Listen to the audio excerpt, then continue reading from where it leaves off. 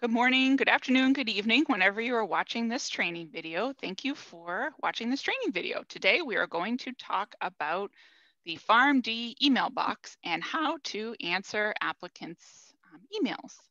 So I thought that we could go over a number of things in this training as kind of an introductory to what I've done in the past, go over some common emails that we get from applicants, and also the importance of keeping records of what we say to applicants and when applicants talk to us in PharmCast.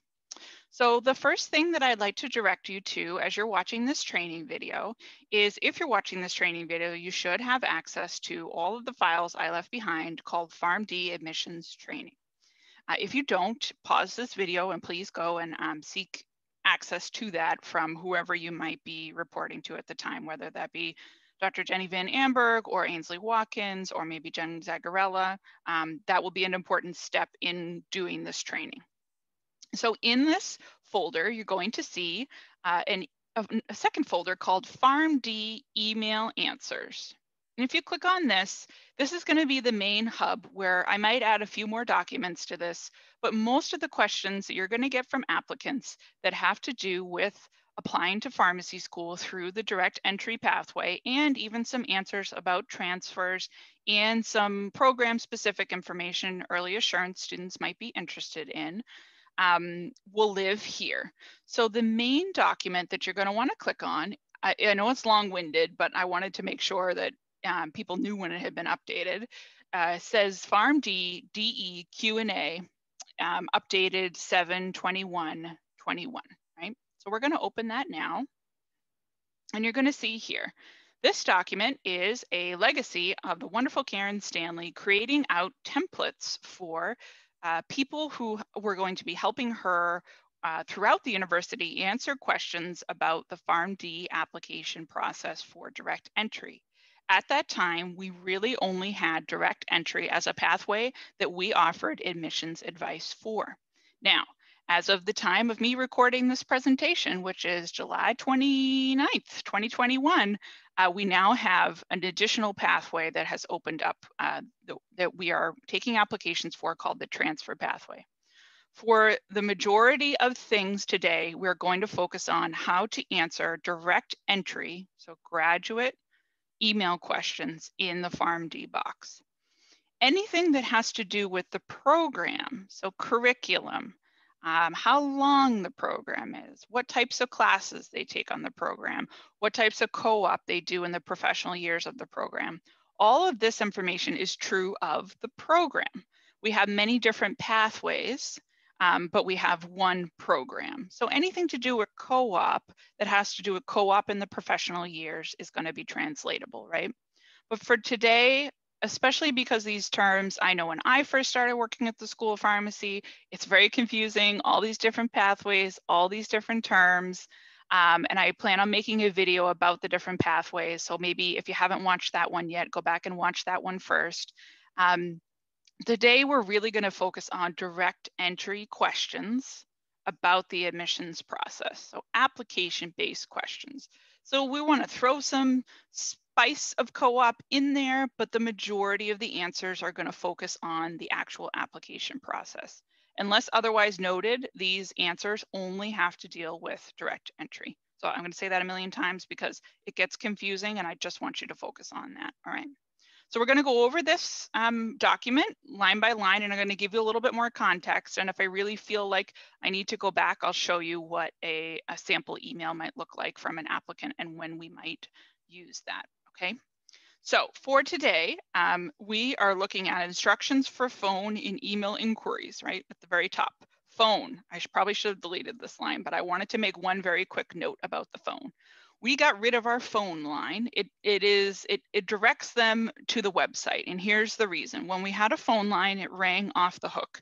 And 80% of applicants who called us, cold called us on the phone, were not applicants who we would necessarily have spent a long amount of time putting, working our investment into. There just isn't enough time in the day. You can't talk to all applicants all the time. Email is a much better way to suss out the amount of time, and whether the applicant meets a qualification. What I mean by that is that sometimes the phone was very heavy of calls from applicants who had very low GPAs, who when we had a phone, we accepted the PCAT score, have very low PCAT scores, or were from outside the United States and hadn't met the bachelor's degree requirement.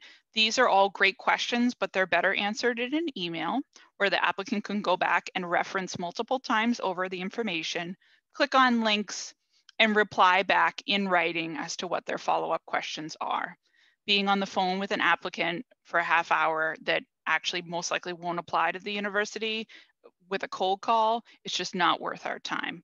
So what do we use instead of that when it comes to the phone? We still obviously talk to applicants on the phone. We just set times to talk to applicants, and we make sure we set parameters so the applicant understands who they're speaking with at the school, and that you also understand what some of the credentials of the applicant are. And we're going to go over how to set up some of those phone sessions today. So I wanted to briefly mention that on the phone, about the phone piece. We don't have a direct line. I would never recommend the admissions coordinator give out their direct line to general applicant pools. I would recommend giving out the email and setting up set times. Okay, so the main email box is the PharmD box. And here is our school page. If you click on this, it will take you to the PharmCast school page for Northeastern. That's where all of the information lives. All application questions are based off of the information on this website. Now, why not the Bouvet PharmD website? Well, the reason is for accreditation purposes, we have to have all these questions answered on this page and in a way that's searchable for applicants when they're looking at different schools of pharmacy, and also it's in a standardized format that meets all different types of requirements. When you click on this website, let me see if it will let me do it here and keep sharing my screen. It will. You'll see here, there is so much information if I click on all these drop downs. The Bouvet website, or the School Pharmacy Bouvet website, would never be this text heavy, would never include this much level of detail about how to apply to the program, because it would be boring for applicants, right? So this is a great resource to send applicants to if they have specific questions about the application process. If the information isn't on the school PharmCast info page, most likely it would be an individual application question. It would be specific to that applicant, and that would be something that would need to be discussed with the coordinator. So anything that's published on that website is going to answer 99% of their questions. We no longer have early decision. This is true of all PharmCasts. So that's just a note. In the past, we did have it. We no longer do. Here are the deadlines, priority and regular deadline for this cycle coming up. Well, it started, but the fall is to ramp up, and we don't require a supplemental application. One of the most common questions we get, because it is confusing to many people, is about the TOEFL policy. So here is our TOEFL policy for PharmD. So if an applicant asks you about TOEFL in an email, just TOEFL alone, they don't want to know anything else, really easy, copy and paste, send that off. Let's see if I can zoom in here a little bit more actually as well.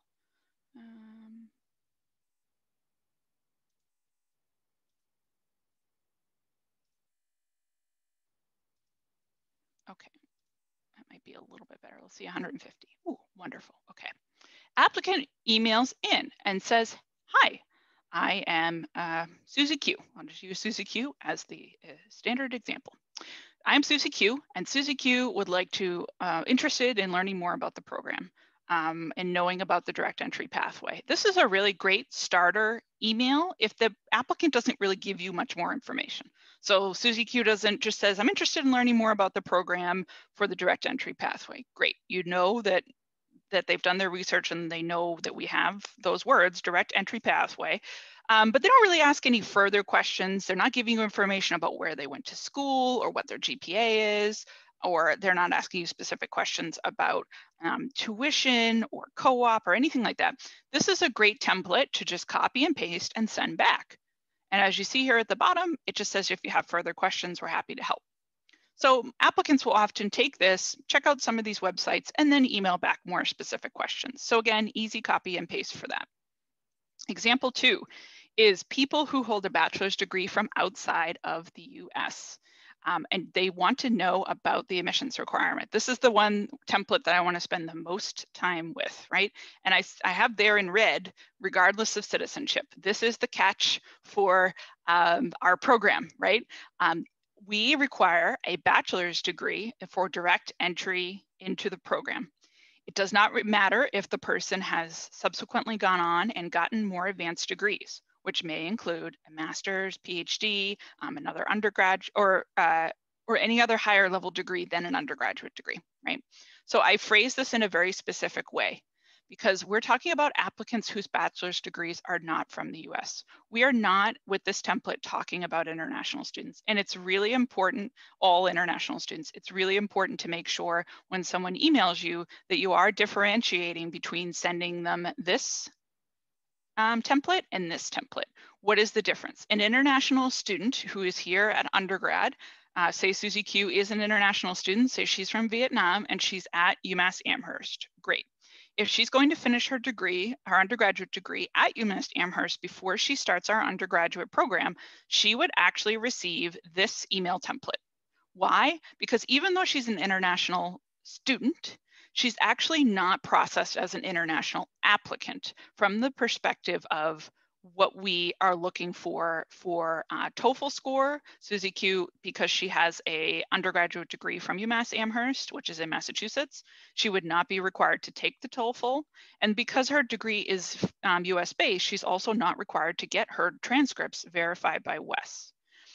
So the catch to this template is that you're looking for people whose degrees are from outside the US. Now, the person recording this webinar right now, Christina Folsom, admissions coordinator, my undergraduate degree is from outside the US, but I am a US citizen. So if I was to receive a template, I would receive this template. And then also jokingly, when I was thinking about this to make this presentation, I decided to look up our leadership, our head leadership at the university. So we're talking about undergraduate degree because that's what PharmD focuses on. If you've gone on and gotten later degrees in master's, PhD, anything like that in the US, we're still focusing on undergrad. You'd still have to get your undergrad verified by WES if it was from abroad. So that includes President Ayoun. That includes our provost, right? And that also includes our chancellor. All three of those leaders who currently lead Northeastern University, all of their undergraduate degrees, and I went and looked this up, are from outside of the US, but they may be US citizens. I don't know their citizenship status. I'm assuming some of them are. So just like me, some of them would have to go through this process. Most of the time, when people reach out about this, I would say 75% of the time, what they want to know is, are we an accelerated program? And if I already have a pharmacy degree from Vietnam, from India, from Nigeria, can I get what's called advanced academic standing into the program from the credits that I've already taken? And the answer to that is no. So it's very clear that we make that clear in this template. And that's what this template is designed to do. In advance of that, it's also very important that international applicants who have never been to the US before or who have but don't have a degree from here understand that prerequisites are not flexible. This may be true in some other countries, but in the PharmD program in the US, it's not a flexible thing. You either meet the prereqs or you don't. So for example, if you have a bachelor's degree, a bachelor's of science from India in pharmacy, that's wonderful. We will not grant you advanced academic standing into the program. You can apply to the PharmD program and we're happy to have you, but you also have to have all the prerequisites done. Now that includes a humanities credit. If humanities is not part of your bachelor's of science in pharmacy, Indian education, then you wouldn't meet the requirements and you would need to go back and take that course in order to meet the prerequisite requirements.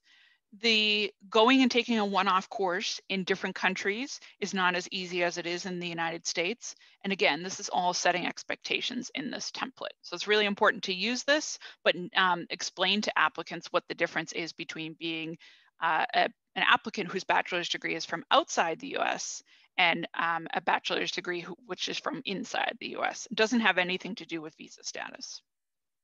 Okay, moving on. Do you offer transfer admission? Well, now we do. You should just say no. But this is the template that I would recommend just sending to that. We don't have too terribly much more information about transfer because we don't know really what applicants are going to be looking for when they reach out with questions about the transfer pathway. So I've created this template, just copy and paste it. And then at the end, you'd say something like, please reach out, we're happy to help. Prerequisites, very, very common, right? People ask me about prerequisites all the time. And we have standardized language that we use for initial questions. If someone just asks you, where can I take prerequisite courses, and they don't ask you about a specific course, you can use this template. And that should just satisfy some of their initial answers. Do we require a supplemental application? No, many schools of pharmacy do, and that's why applicants ask about it. We do not. We do not require the PCAT. And we don't accept other standardized test forms in substitution of the PCAT, which we don't require. Now, that might seem like a silly thing to have to state, but for some reason, applicants often ask me in an email, do we require the PCAT? And I politely say no. And then they email me back and they say, well, I took the MCAT, I took the GRE, can I submit that anyway? No, you can't. I think that the reason that applicants are asking that is possibly their grade, their GPA is not very high, and they're looking to like supplement that with a standardized test. We don't accept that. So the answer is no. How many seats are available each year? Right. So we try to keep these types of statistics very varied. There are admissions requirements, and then there are things that happen in past cycles. Anything that happened in a past cycle, we do try to keep very rounded numbers, and we try to keep that very vague, right? So this is the answer that you would give and talk about the different pathways.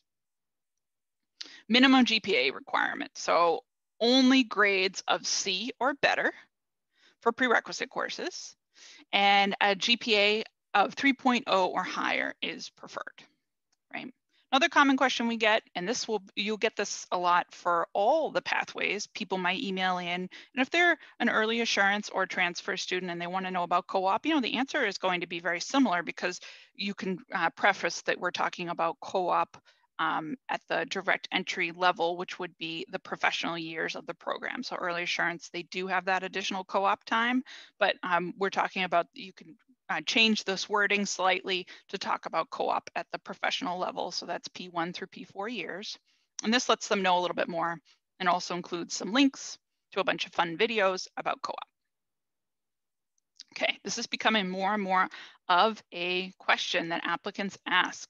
And this is kind of one of those things, right? If you're watching this training video and you're taking over the role of admissions staff coordinator person, right, as a full-time role, you're going to get this question a lot.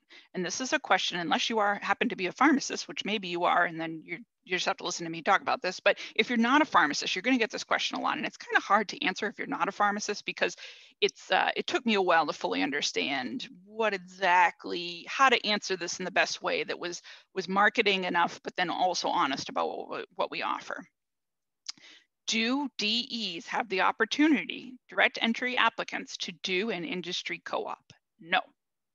Direct entry applicants only do 2 co-ops, right, as part of their professional year experience, P1 through P4.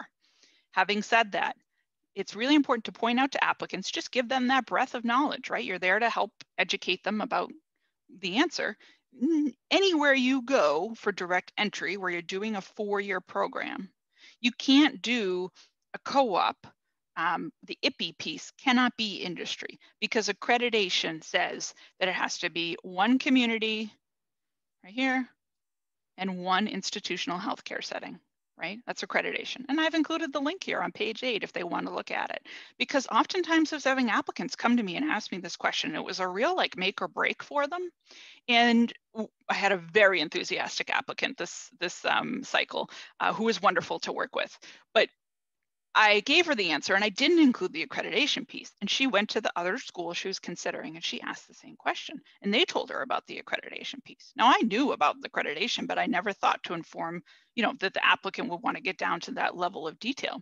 And so she came back to me and she said, I can't actually do that to fulfill any IPI anywhere in the US or Canada. And so I'm going to pick Northeastern because she knew that going to another school wasn't going to necessarily give her that piece. It's also important to add on to that we do have And PharmD direct entry applicants can do an industry-focused API at the end of their curriculum. And we have a lot of connections, right? We also have a wonderful, and there shouldn't be a space here, IPHO chapter, and here's a link for more information about what that means. A student organization that does different things, and we have fellowships, and I'm not sure why I spelled stellar wrong, so I apologize here. There we go. This is all great information that should help market the program and put our best foot forward when answering this question. So the answer is no, but terms and conditions. Can I apply or start the program at another time besides the fall? No, you can't. So just copy and paste that. What are the international opportunities in the PharmD DE pathway? Read about them here, copy and paste. This was the answer that I was given when someone asked this. What does the term holistic mean? So we advertise that we use holistic commissions. Sometimes applicants ask about this. Again, this is approved, just copy and paste, insert in there. You can answer the question with that. What happens on interview days? Okay, so we again try to keep this brief to make sure that we're covering ourselves in the event that some elements of the interview day change, but we are going to go back to doing in-person interview days this fall and this spring, so I'm excited about that. And you can follow up, a great opportunity to follow up with a question like this after giving that information would be, what questions might you have about the interview day? Or what are you nervous about for the interview day? Or do you want to set up a time to talk and ask questions about the interview day as kind of a coaching way to make the applicant know that you're interested in seeing their application and that you're here to support them throughout the process. This is what I call an eye roll question. Because I roll my eyes if an applicant asks this. But if you give an applicant 5 interview days, we have in-person interview days, just to reiterate that, and they are like, I can't come to any of these, but I'm available to next Tuesday at 2:30. So I'd like to be interviewed then. No, we don't do that. We give applicants lots of interview day options. When we get to the end of the cycle, this question comes up more commonly. Well, you should have applied earlier in the cycle. There are a lot of elements in setting up an interview day. And if you haven't gotten to that training video yet, you're in for a treat. And so we don't do like special requests. No, we don't do that. So that's the answer. No. Tell me about capstone. So that's a common question when applicants want to know about research, and you can just copy and paste that information in there. Stale date on courses. Very complicated answer to the question, to be honest with you. Do we accept stale dates? Yes, but we take a holistic approach towards it. This is how I would answer the question initially. And then if you are in the permanent position of being in the role, I would ask the applicant to set up a time to chat, and I would hear their life story. If we have accepted applicants who have been out of school for 10, 15 years, that's not a problem. And we're doing work in science lab, bio, healthcare fields, in related fields. And so kept up a lot of those skills. That's really where the coaching advising piece comes in to answer this question. So we don't want to deter anybody, but we also want to set realistic expectations. If you did a degree in humanities, my degree's in humanities too, so I love the humanities, don't get me wrong, but you took like one bio course and you have been out of school for 20 years and you've been working in banking, and you don't have any of the prerequisites done, again, that's going to be, I've had that happen, that exact thing happen. That's going to be a coaching phone conversation. That's not something that you're going to be able to answer over email, nor should you, because you shouldn't be putting all those answers in writing. It should be a back and forth conversation about where the person is and what they're looking to achieve by going to a PharmD program, especially after being in the workforce for so many years, understanding that our program is full-time, right? And that there are no breaks. So if they have to factor in other elements in life, just making sure they have the full picture there. So that would be something you want to set up a phone call to talk about. Can you complete courses after the June 1st deadline? Yes, you can. Many people do that.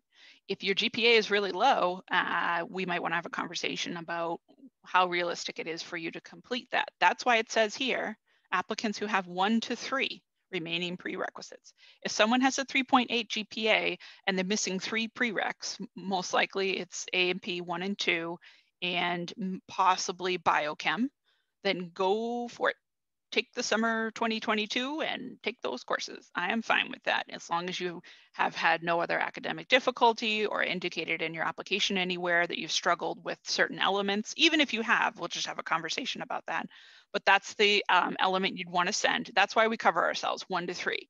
If your GPA is very low and you are missing 3 critical, excuse me, prerequisites, then I would want to have a serious conversation with that applicant about finishing a little bit earlier if possible, making sure that we're not setting unrealistic expectations of whether that person can finish all the requirements. Do we offer a tour? I offer tours. I would hope the school would begin to do that again. I have no plans to be able to offload, you know, a tour is a tour. You get students, you have students take the applicants around, and it's great.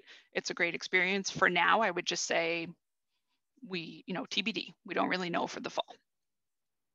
If Bouvet was having an open house coming up, whether fall or spring, you could include information there about that as well. So facts. So we have questions and then we have facts, right? Facts, letters of reference. If they have letters of reference questions, they should go here because it's very long and detailed. And they can click on and see all the different options, right? Again, if you don't really know the answer, check here first yourself, and then make sure that we're referencing any kind of wording that's on the PharmCast page. But you do want to reiterate that references can't be from family members, friends, or, this is crazy, but it's true, individuals who provide the applicant with healthcare.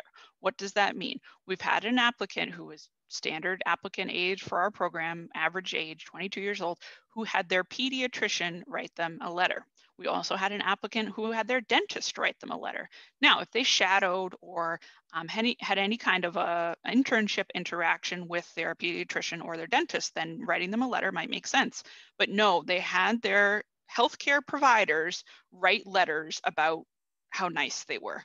So they had no interaction with them on a professional capacity, only as a doctor-patient relationship. So we don't accept that. So we just reiterate that there. And then we don't accept committee letters. Many med schools do, and that's why we have to state that again one more time. Discrimination. Obviously, we would never discriminate. So why is this a template? This is a template because we wanted to make sure that we had very clear language about this. An applicant only reached out with this question once, and the question was that the applicant had a physical disability. And I'm remembering correctly, I think it had to do with vision. And so the applicant was saying that they had reached out to many schools of pharmacy, and because they didn't have the ability to see, or their vision was severely impaired, that they were being told that they couldn't be a pharmacist, right? And so we came up with these wordings just to let applicants know for any reason if they had questions about any kind of physical, really just physical limitations that they might have. Where they should look into that more to see if they would meet the requirements, because we do have terms and conditions of being a student, including to be a pharmacist, you have to be able to see the labels and the pills and things to that extent, to lift boxes and do certain things like that. So those resources are both on our website. And then also, if they wanted to explore more options for pharmacy and different types of pharmacy that might fit their physical needs better, they can look at that on Pharmacy for Me. So this is just a really great template if someone ever reaches out about that you can this has been approved and you can use that. Okay. If applicants can attend on multiple dates provided, right? That's actually very similar to you can't come on the interview day, right? So again, this is an eye roll. This is AKA a very unreasonable person. Just this is what you would send to them. And usually they either decline the interview completely or they just pick one of the days that you offer them. When students graduate, precluding local pharmacy, what kind of pathways do students head to? This is a great question and is also tied into this question here, which is concerns about the market saturation with people with PharmDs. Again, I'm not a pharmacist, right? And so this can be a kind of a difficult question to navigate, but over the years, I've tried to get a lot of feedback from our admissions committee, most of whom are pharmacists. And also, just learning more and more about the role and learning about pharmacy through the Pharmacy for Me website. This is some of the statistics that would be great to include, and then some videos about our alumni. I mean, Is there market saturation? The answer is yes, in some areas, regions, I should say, that there is, but Northeastern really does prepare its graduates very well because you're getting that co-op experience. And I know this is a training video, so that might sound like a sales pitch. I mean, it is a sales pitch, but it's also true, right? It's a true sales pitch, so it's easy to sell. And that's why you would want to include some information here. Most of the time, applicants ask this question over the phone or in a webinar. They don't usually ask it in an email, but if they do, there's some information and some links for you. Has anybody ever entered into a PharmD PhD program? We don't offer that. Here's some more information about other degrees that we offer. When it comes to prerequisites, if applicants ask you about specific courses, the most common question they're going to ask you is A&P, what we call on the East Coast A&P. I forget what they call it on the West Coast. I think they call it Phys or something like that. It's human anatomy with lab and human physiology. Actually, we only require one lab for both. And they want to know, is this okay? If you don't know, hopefully in time you will learn what we accept and what we don't. But if you don't, copy and paste this. This should give them all of the information they need. And they should be able to take this information and go to their A&P professor, their pre-health advisor, their regular academic advisor. They should be able to go to someone at their institution where they're taking this course, show them this, and this is enough information for them to for them to make a determination about whether it meets the requirement. If they're still confused, and we're going to look at an example today of someone who is still confused, you can ask them to send you a syllabus, and if the syllabus isn't very good, you can ask them to send you the name of the textbook they use as well. But we'll get to that in a moment. Do we have sponsored hotels for the interview day? No, we don't. Copy paste. How easy is it to get on board with research? Here's some websites. Here's the answer to that. Very common question from applicants, particularly direct entry applicants. What state can I register in after I graduate with an NU PharmD? Great question. Here is the answer. Can I register abroad? Great question. That would be something you need to research individually. When you get here, co-op advisors are great at answering questions about what students have done in the past. But for now, this is the standard answer. If most of the time people would ask that abroad, it would be Canada. And it's very easy on the Canadian website to go look this up. I mean, I do know the answer, but we shouldn't be telling applicants that in writing. You can, if they were ever on the phone with you, could direct them to some resources. Incomplete applications. If their application is incomplete, this is what you'd send. Do we accept MOOCs? Send this. See what they say. Send that back to the applicant. See if you get an answer. Can I send you my transcript? If I send it to you, can you evaluate it and tell me what prereqs I am missing? Yes, you can. This used to be the answer. And you'll see here, only after a student has applied to the program. If you are helping fill in for this role and answering emails, until someone directs you that they're ready to start meeting with applicants one-on-one, this should be the answer to the template. Use this template. If you are permanently filling this role, there is a video called Chat with the Admissions Coordinator Training, and this is the email that you would send, and yes, you should meet with applicants and go over their prerequisites one by one, right? Why do applicants want to do this? Applicants are savvy. They don't want to spend the money applying to a school if their prerequisites don't meet the requirements, and they can go apply to another school where they would accept that requirement. Because if Northeastern doesn't accept it and they have to, in their opinion, retake A&P, right? From our perspective, we say, no, that doesn't count. Shark physiology at Yale, right? We had an applicant one year, took shark physiology with a lab, dissecting sharks. They talked about sharks all semester. That sounds awesome. I love sharks. If you know me, I love sharks. But we don't accept shark physiology as human physiology because it's not. Sharks aren't humans. So I had to go and say to that applicant, you got to go back and you got to take another A&P course, and it has to be human-based, right? If the applicant, in their opinion, has already fulfilled the phys requirement, even though they haven't, then they might pick another school based on that. Would another school accept shark physiology? I mean, I hope not, but I don't know, whatever ended up happening to her. So that's an example of that. So these are all the templates. It might seem like a lot of information, but in time, you get so used to knowing where everything is. And this makes answering emails really, really easy because it's copy and paste. You say, I don't know what capstone is. You don't have to know what capstone is right away. Just copy and paste this in here, add a nice line about how you hope they have a great day, and that ends up being a good email. Okay. Here are some of the documents that applicants ask for in addition to answers to questions. So they ask about prereqs. You can upload this PDF of the prereqs. If I click on it, I hope it shows up. It does. Voila, here are our prereqs. Right? So you can send them this. This is a nice sheet. They can print it out. It tells them the semester hour and the quarter hour. Remember, and I'll say this in every video, in addition to many international applicants and international students who apply, who have been in the US, we get a number of applicants from the West Coast, and most of their systems are quarter hour. We have letters of reference requirement sheet. We have all of the elements of the application. Everything that's required is listed here on this document. We have that anatomy and physiology. You can send this as a doc if you want instead of copying and pasting it. And the one other thing that isn't on here, which we're going to go over in a separate video, is answering financial aid questions. So we'll do a different training on how to answer those questions. So that's where those documents are housed. So what do we do when an applicant reaches out? Let me see how much time I have left. 15 minutes. Awesome. We are going strong. We are going to be able to get through this. Okay, different types of people reach out.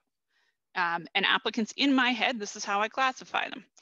We have applicants who are inquiring, reaching out. They are just getting started on thinking about applying to pharmacy school. Some of them are very enthusiastic, like Emma here. Emma's great. Emma reached out and she's like, hey, I'm at Holy Cross, which is one of our local enough schools in Worcester, Massachusetts. She has questions about her A&P. What a shocker, right? Very common. And so she wants to know if these courses will fulfill the requirement. So Emma is in the preliminary stage, and I'm going to talk more about prerequisites in a separate email because I think that that's going to be a whole different kettle of fish. So for now, I'm not going to talk about how we would answer this question. I'm going to talk about how we would record that Emma reached out to us. So Emma's surname is Hastry. So every single time an applicant reaches out to you in the PharmD box, and it is a legitimate email, it's not spam, or it's not just somebody, I don't know, being silly, or they've gotten the wrong office, right? You want to go into PharmCast, log in. You will, in time, get to know every single applicant's name who's actually in the application queue, as in who's already submitted, because you'll read every application every day. And they'll be coming down this chain and you'll know all their names. So I know Emma, right now we only have one application and it's not Emma. I'm going to go here to in progress. And I'm going to type in under the search bar, her first name, Emma. Here she is. What this means is that Emma has started a PharmCast application.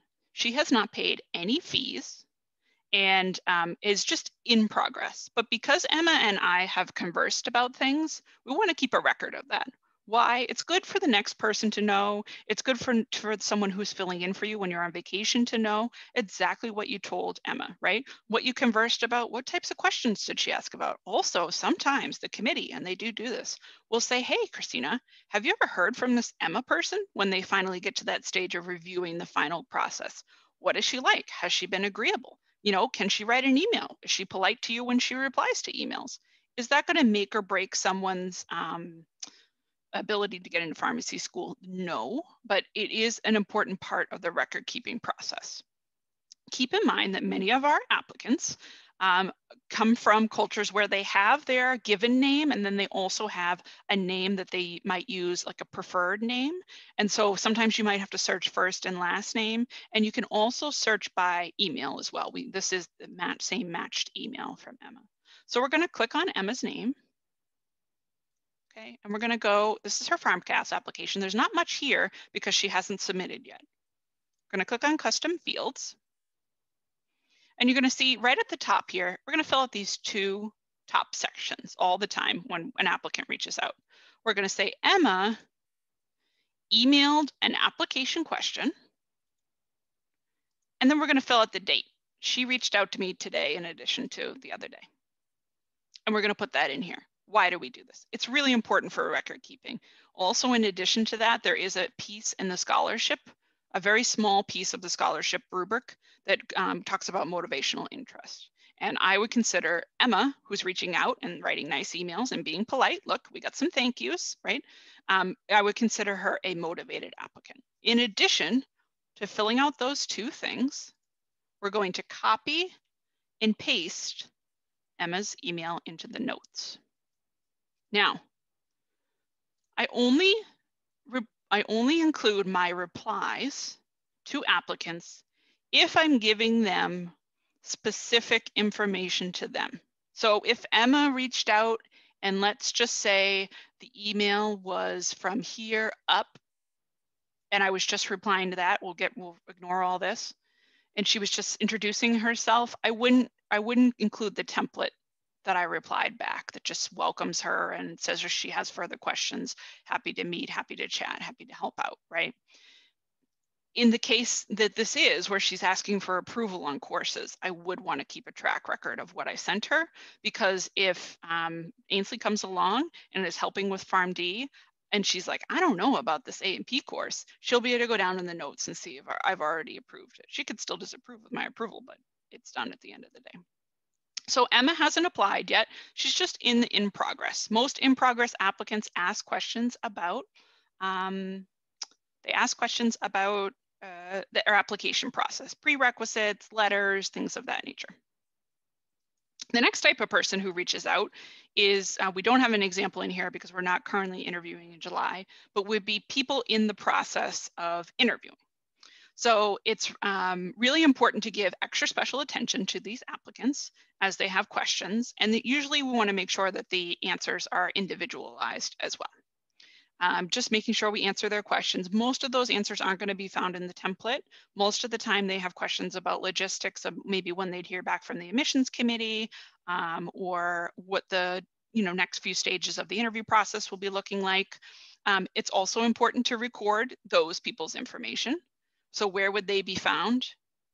If they've been invited for interview, they'd be here. And if they have confirmed their interview, they would be here.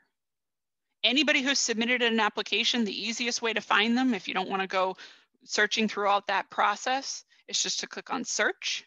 Search searches all applicants who have submitted. So right now we only have 2, but by the time we get to July of next year, it will say like hopefully 250 here, if not more, because now we have the transfer pathway, right? So that's how you search for that.